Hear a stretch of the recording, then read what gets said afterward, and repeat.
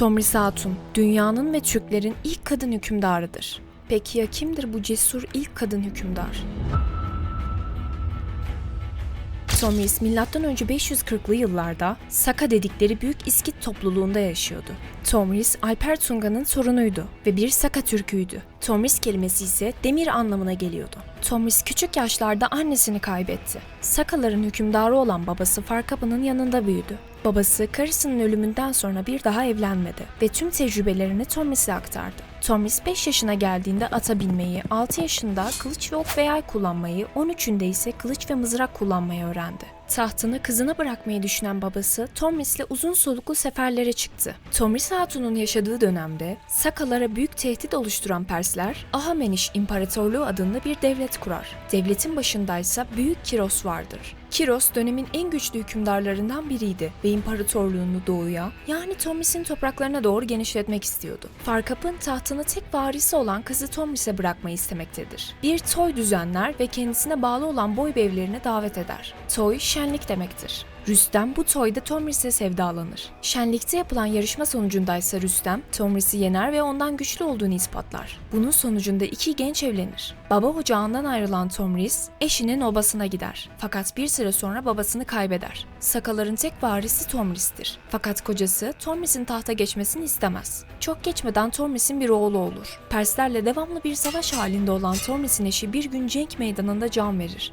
Kocasının ölümünden sonra hem eşinin hem de babasının tahtı boş kalan Tomris'in iki seçeneği vardır. Ya babasının tahtına ya da eşinin tahtına geçecektir. Bir çözüm bulması gerekmektedir. Hem babasının hem de kocasının topraklarını zor olsa da birleştirir. Sadece kadınlardan oluşan kendisine bir süvari birliği hazırlar ve bu muhafız birliğidir. Onlarla beraber önce tahtını geri alır. Daha sonraki süreçte de eşinin tahtına geçer. Böylece Tomris, özel kadın muhafız birliğine sahip olan ilk kadın komutan olma özelliğini de kazanır. Tomris Hatun'un barış yanlısı tutumunu zayıflık olarak gören Ahameniş İmparatoru Büyük Kiros, Saka topraklarına akınlar düzenler. Persler Saka topraklarına saldırdıklarında Tomris'in ordusu sürekli geri çekilir. Hatta bir seferinde Tomris, ordusuna otların olduğu bütün tarla ve ovaları yaktırır. Bunun nedeni Persler savaş için geldiklerinde hayvanları aç kalsın ve kendi yurtlarına dönmekten başka çareleri kalmasın diyedir. Bu döngüden sıkılan Büyük Kiros, kendisine tabi olmasını ve kendisiyle evlenmeye kabul ettiği takdirde Tomris Hatun'a uğraşmayacağını söyler. Tomris Hatun bunun bir oyun olduğunu anlar ve teklifi reddeder ve bir elçi göndererek şunları söyler. Kral Kiros, sana söylüyorum, gel bu işlerden vazgeç. Bu yaptıkların senin hayrına mıdır, değil midir bilemezsin. Bizi bırak, sen kendi halkını idare et.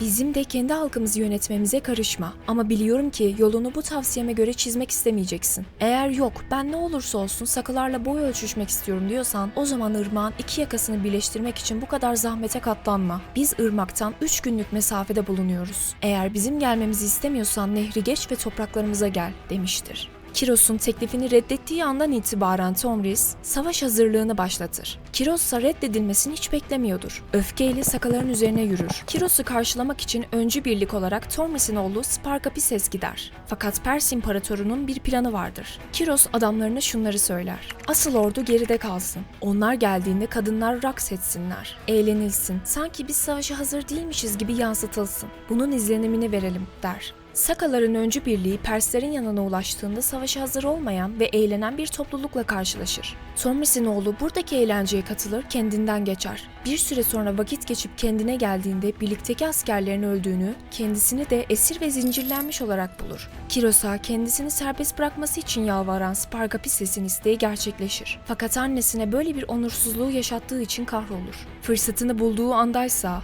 yanındaki askerin hançerini alarak intihar eder. Bu acı haber Tomris'e iletilir. Fakat hükümdarın halkına karşı görevleri vardır. Bu hakikati iyi bilen Tomris ona göre hareket eder. Bir taraftan halkının bağımsızlığı için savaşan bir hükümdar, diğer taraftan da acılı bir annenin feryadı şöyle duyulur. Kana doymayan kanlı katil Kiros, bu başarınla övünme. Bu zaferi kazanınca aklın başından gitti. Unutma ki o içecek aslında bir zehirdir ve bu zehir seni hileyle oğlumun efendisi yaptı. Bak şimdi sana güzel bir öğüt vereyim. Beni dinle, oğlumu bana geri ver. Saka ordusunun 1/3 üzerine kazandığın bu kaba zaferle yetin ve bu topraklardan çekil. Eğer bu dediğimi yapmazsan, Sakaların hükümdarı olarak ant içerim ki kan dökmeye doymayan adam olan seni ben kana doyuracağım, der. M.Ö. 526 yılında Persliler ve Sakalar arasında büyük bir savaş gerçekleşir. Bu savaşta Turan taktiği olarak bilinen savaş taktiği ilk kez uygulanır. Türkler tarafından Turan taktiğini ilk uygulayan kişi aslında Tomris'tir. Pers ordusu bu taktik sebebiyle Tomris'in ordusuna yenilir. Tomris bizzat savaş meydanına iner ve mücadele eder. Savaş bitip galip olan Tomris, Pers kralının getirilmesini emreder. Ardından ettiği yeminini yerine getirir. Kiros'un başını bedeninden ayırır. Kiros'un kellesini kan dolu fıçıya daldırır ve çıkarır. Sonrasında şu sözleri söyler: "Hayatında kan içmeye doymamıştın. Şimdi seni kanla doyuruyorum."